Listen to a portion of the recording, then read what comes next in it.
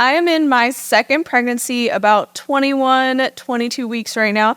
And so I want to share how my workouts have changed in the second trimester, especially now that I'm halfway through my pregnancy in comparison to the first, and then what I am preparing to do when I make it to my third trimester.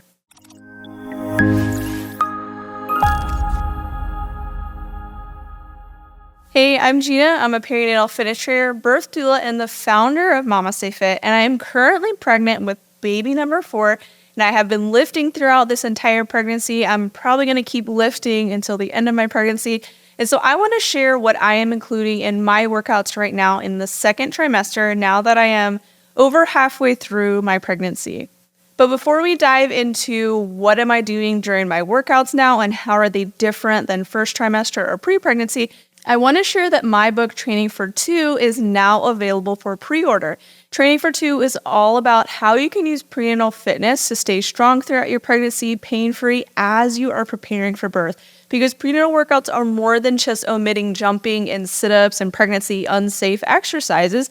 We also want to be able to use our workouts to help create more space in the pelvis, release tension in the pelvic floor, to again support that strong pregnancy, but also to have an easier birth. And so you can check out Training for Two wherever you buy books. We'll link the Amazon link below to pre-order it. It comes out September 14th, which will be just a little bit after this baby is born. So really excited for a fall season full of a ton of new births. And in Training for Two, we break down a lot of these lifting modifications that I'm doing during my own pregnancy as well. And so let's start with, how am I adjusting my main lifts now that I'm in my second trimester and over halfway through my pregnancy? Because the way that I was lifting weights in the first trimester or pre-pregnancy is a little bit different than I'm lifting weights now. And all of these modifications are really just to keep me more comfortable, as opposed to that these lifts are no longer safe. And so on Mondays, I tend to do a squat and deadlift day that has a ton of lower body accessory work, which includes like core work, pelvic stability work. And now I'm also incorporating a lot more birth preparation work. But with my squat, the squat pretty much looks the same as pre-pregnancy and during the first trimester. My stance is like a little bit wider, and then depending on how much weight I'm using, I may be adjusting my breathing style. But overall, the squat pretty much looks the same, but I am doing lower weight than I was pre-pregnancy. So right now, all of my lifts are around 70 to 80% effort levels, and that's effort level for that day. And so I'm not doing like my max effort. I know I could always do a little bit more at the end of the reps that I'm doing. Maintaining my weights at like that 70 to 80% effort level for that day helps me to make sure that I'm maintaining optimal form, because during pregnancy, we have a lot more movement in our joints. And so we are at an increased risk of injury if we're lifting with really bad form. And so I want to make sure that I'm lifting really well with every single repetition. In addition, being at that moderate intensity levels and helping me with pressure management, which is really important to helping to protect our pelvic floor and our core during pregnancy. So when I'm at that effort level, I'm able to like really make sure that my pelvic floor is moving well to kind of counter any sort of increase in pressure within my abdominal cavity, because too much pressure can cause more of those pelvic floor issues, can cause more of that diastasis. And so I want to make sure that I'm moving at weight that I feel really comfortable with, that I know that my pelvic floor and my core are feeling good with. And so what pressure management looks like for me right now with most of my lifts is I inhale at the top of the lift to increase pressure within the abdominal cavity. So this helps to increase intra-abdominal pressure, or IAP. And so this is helping to stabilize my spine. But I don't want to have like my max pressure ever, because my body right now cannot handle the max amount of pressure. So I'm at like that 70 to 80% pressure increase within my abdominal cavity. So I'm holding my breath at the top, and then I lower into my lift. So I'm lowering the weight down with my squat, and then I start to come up, and somewhere around like the bottom to like halfway up, I begin to exhale. And when I exhale, my pelvic floor is lifting up and it's contracting to counter that increase in pressure that's probably pushing down onto my pelvic floor because of the exertion of the lift. And so I'm inhaling at the top, I'm holding my breath, I lower down, and then as I come up, I begin to exhale to increase pelvic floor activation to counter that increase in pressure. And this is helping to protect my pelvic floor and to protect my core from too much pressure moving down and out. And so as I make it closer to like my third trimester, I may inhale as I lower and exhale as I come up, because that's going to be a lot lower pressure, because at a certain point during my pregnancy, I'm not going to be able to manage as much pressure as I can like right now. But overall, the squat looks really similar, just lighter weights right now and maybe like a little bit wider of a stance. I think in my third trimester, probably when I'm like 30 to like 32 weeks, I'll probably start doing box squats, because at that point I feel a little bit more unstable with the squat. And so it just gives me a little bit more stability at the bottom. But right now I feel really good with full depth with my squats, and I primarily do back squats. For my deadlift though, I am having to widen my stance a little bit more. So I vary between just widening the stance a little bit to going full-blown sumo, because my belly is just hitting my thighs and it's not comfortable anymore to be in a conventional stance. Conventional stance where my feet are closer together is what I normally do with the deadlift. But now that I'm in my second trimester, the stance is definitely widening, and it's just going to keep widening until I'm all the way in the sumo. But sometimes when you're kind of like in between the two, it's not comfortable. And so I'll probably go to like full-blown sumo like here very shortly. With the deadlift, I'm breathing the same, where I inhale at the top to hold my breath to lower the bar. And then some point on my lift back up, I'm going to exhale. Sometimes I'll also do an elevated deadlift or elevated RDLs, where I put the bar up on some boxes or like bumper plates so that I can keep more of that conventional stance. But normally if I'm lifting from the floor, my feet are wider. Another movement that I have modified at this point during my pregnancy is the bench press. So my feet are up on the bench and I have like a ball between my thighs, because this helps to increase my inner thigh activation, which helps to increase my core activation, which helps to prevent coning as I press the bar up. And so the feet up on the bench decreases this arch that I normally have in my back if my feet are down on the floor, because during pregnancy we have more lumbar lordosis, which means we have more of a curvature in our low back. And because of that, when my feet are down on the floor, I tend to have too much of an arch and it just becomes like really uncomfortable down here. And so bringing my feet up onto the bench helps to align my spine a little bit better. And then adding the ball between my thighs increases that adductor or inner thigh activation to help me engage more of my core. And then I exhale to press the bar up and inhale as I lower down, just like I normally do. With the bench press, what we're trying to avoid is arching too much in our back as we press the weight up. It's because sometimes you'll kind of like pop the chest as you press the weight for a little bit more effort. But when we do that, we're bringing more stretch to the abdominal wall, which is already super stretched. And when we stretch it, it thins more, which makes it more easily susceptible to pressure changes. And so what that means is we're more likely to cone, which means that pressure is pushing into this thin tissue down the center of our abdomen, which could potentially make diastasis worse postpartum. So we do want to try to minimize how much coning we have during exercise. And so having the feet on the bench, one, helps you have a better spine position to avoid excessive arching. And then that ball between the thighs helps to engage the core to keep that rib cage down as you press up to, again, also avoid coning. At no point during my pregnancy was I really doing any sort of pull-ups outside of maybe the very beginning of the first trimester. But now I am definitely not doing any pull-ups, because pull-ups are just a little bit too much for me right now, to where it definitely causes a lot of that abdominal coning. So I'm doing more of like a seated cable pull down, where I have more flexion in my hips, because it decreases the tension in my core and allows me to just focus on my back. And then same thing with the lat pull downs in comparison to the bench press. I'm trying to really avoid arching in my back as I pull down, because again, that could cause some of that coning. My third lift of the week is a glute focus day, where I have hip thrusts, and this is a movement that definitely has been modified now that I'm in my second trimester. Initially, I was just doing normal hip thrusts at the beginning of my first trimester with barbell down on the floor, but eventually belly starts to grow and there's just not enough room for both your belly and the barbell all the way on the floor. So I've elevated the bar so it's on my little boxes, so it's about 3 to 4 inches off the floor, so decreasing range of motion at the bottom, which makes it so that the bar can sit more on my thighs as opposed to on my lower abdomen.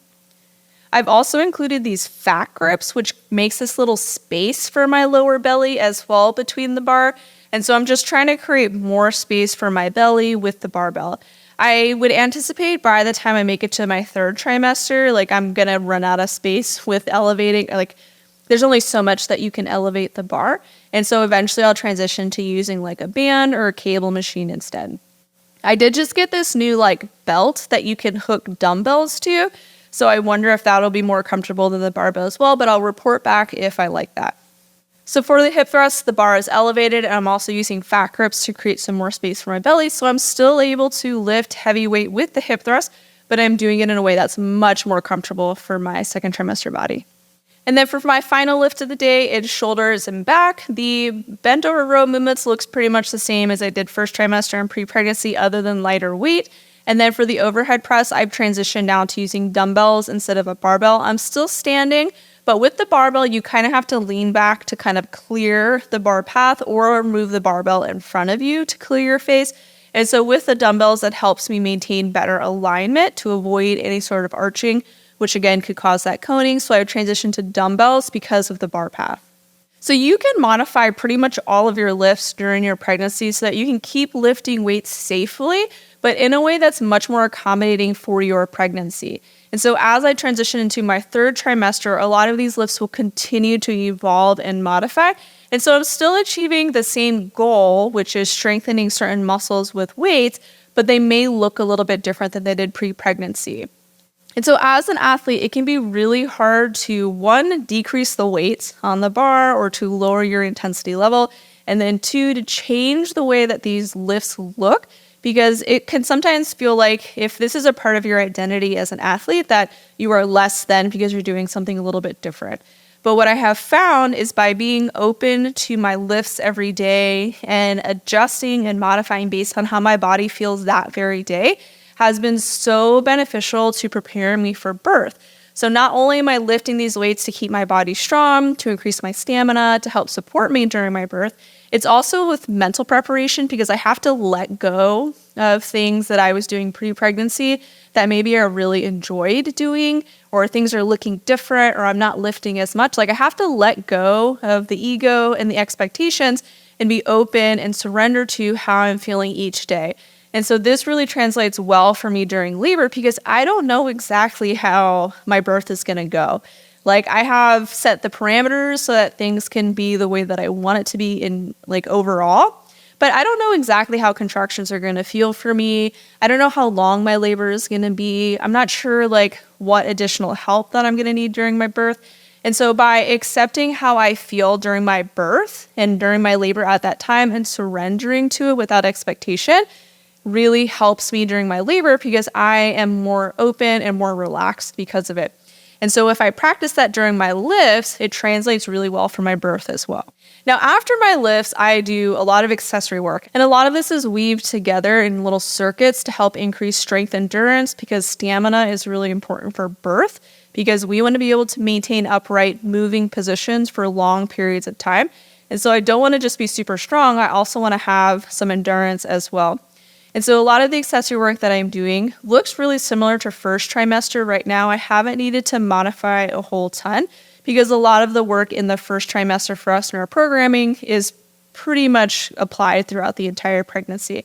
Now, as I make it to my third trimester, I may need like a little bit more support with some of the movements, so there won't be quite as many like different moving pieces. It'll be a little bit more simple, because my balance and my stability won't be quite as high as it is right now. And so when it comes to training my core, I'm still training my abdominal wall and training my core, because a strong abdominal wall helps to support your baby's position. I'm doing a lot of rotational work, because yes, you can twist during your pregnancy, but I'm doing a lot of rotational work. One of my favorites right now is the split stance march with rotation. I'm not great at naming my exercises, but this one has been really great to increasing the strength of my inner thigh, in addition to increasing the strength of my abdominal wall, especially my obliques, to help keep my core strong. And a strong core also helps like to support your belly, so you're less uncomfortable as well. In addition to the rotational work, I'm doing a lot of anti-work, so like anti-rotation, anti-flexion. So one-sided farmer's carries are one of my favorite exercises to do. Bear crawls are wonderful. I don't love them, but they are really good for strengthening your core as well.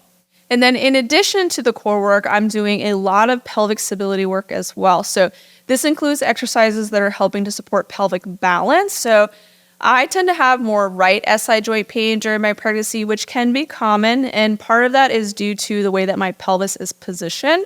So the right half of my pelvis tends to sit a little bit more backwards, while the left half tends to sit a little bit more forward, which is a really common postural position for the pelvis for a lot of us. And so because of that, the balance of the muscles that support my pelvis can be a little bit off. So I'm focusing a lot on right side quad and glute strengthening to help kind of pull my pelvis forward, and left side hamstring and adductor strengthening to help pull that pelvic health backwards, so I have more pelvic balance to help support pelvic alignment. The next thing that I'm incorporating to help to support pelvic stability is I'm also doing myofascial sling work. So we have these myofascial slings throughout our body that help to connect movement from the upper to the lower body, and all of it really crosses right around the pelvis.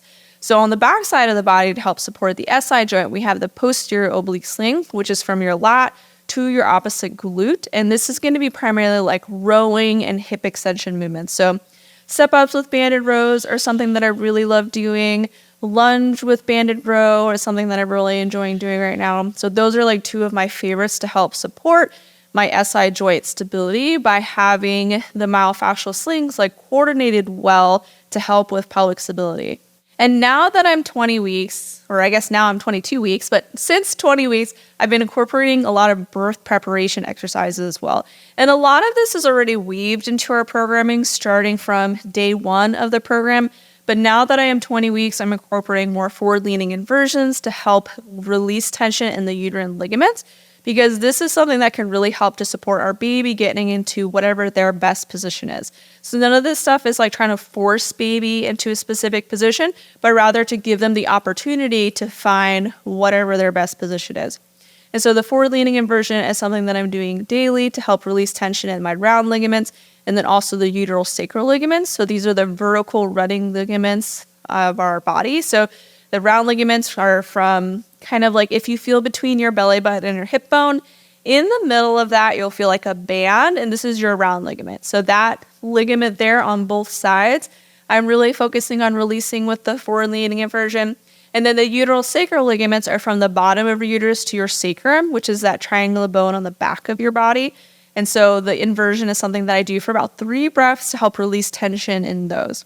And then to continue on with releasing the round ligaments, I'm doing like the 90-90 side camel, which is one of my favorites to do right now.